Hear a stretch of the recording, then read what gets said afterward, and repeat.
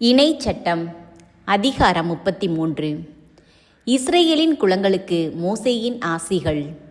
கடவுளின் அடியவரான மோசே தாம் இறப்பதற்கு முன் இஸ்ரேல் மக்களுக்கு ஆசி வழங்கி கூறியது: ஆண்டவர் சீனாயின் நின்று வந்தார், சேயீரின் நின்று அவர்களுக்கு தோன்றினார், பாரான் மலையின் நின்று அவர்கள் மீது ஒளிர்ந்தார், பல்லாயிரம் புனிதர் புடைசூழ வந்தார், அவரது வலப்புறத்தின் நின்று மின்னல் ஒளிர் திருச்சட்டம் ஏந்தி வந்தார். உண்மையாகவே மக்களினங்களின் அன்பர் அவர். அவர்தம் புனிதர்கள் அவர் கையில் உள்ளனர். அவர்கள் அவரது பாதங்களில் அமர்வர். அனைவரும் அவரது கூற்றுகளை ஏற்றுக்கொள்வர். மோசே எங்களுக்கு திருச்சட்டத்தை கட்டளையாக வழங்கினார். அதுவே யாக்கோபினது திருக்கூட்டத்தின் உடைமை. மக்கள் தலைவர்களும் இஸ்ரேலின் குலங்களும் ஒன்று திரட்டப்பட்ட போது அவர் யெசூரன் மீது அரசனாய் இருந்தார். ரூபன் வாழட்டும், அவன் மடிந்து போகாதிருக்கட்டும், அவன் தன் புதல்வர் குறையாதிருக்கட்டும். யூதாவுக்கான ஆசி இதுவே.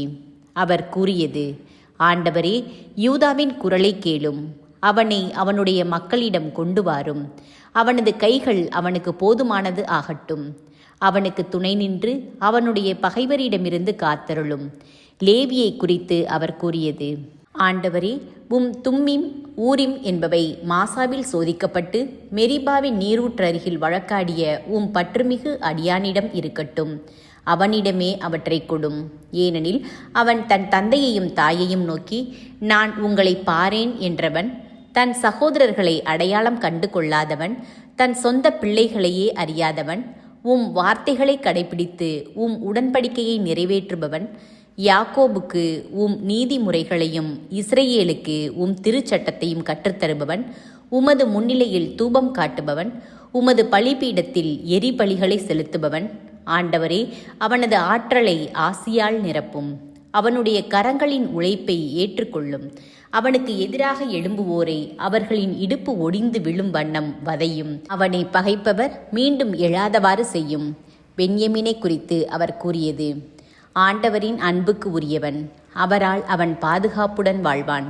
எக்காலமும் அவனை அவர் அரவணைத்து காப்பார். அவர்தம் கரங்களுக்கிடையே அவன் வாழ்வான்.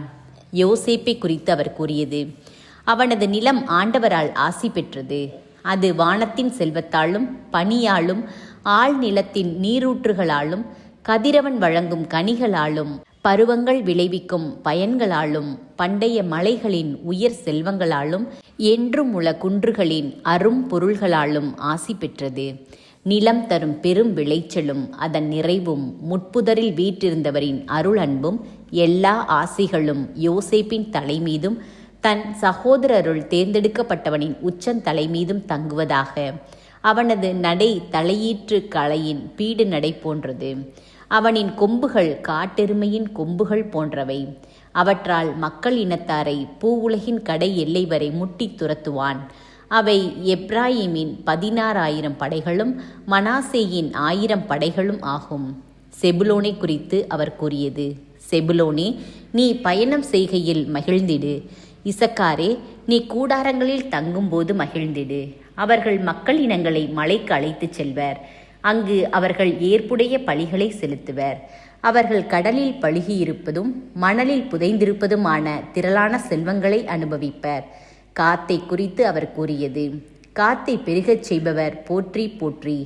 காத்து சிங்கத்தைப் போல் தங்கியிருந்து புயத்தையும் தலையையும் பீறி பிளந்திடுவான். அவன் தனக்கென சிறந்த இடத்தை தேர்ந்து கொண்டான். தலைவனுக்குரிய பங்கு அவனுக்காக ஒதுக்கப்பட்டிருந்தது. மக்களின் தலைவனாகிய அவன் ஆண்டவரின் நீதியை நிலைநிறுத்தினான். ஏனைய இஸ்ரேலரோடு சேர்ந்து அவர்தம் நீதிமுறையை நிலைநாட்டினான். தானை குறித்து அவர் கூறியது: தான் பாசானில் நின்று பாய்ந்து வரும் சிங்கக்குட்டி.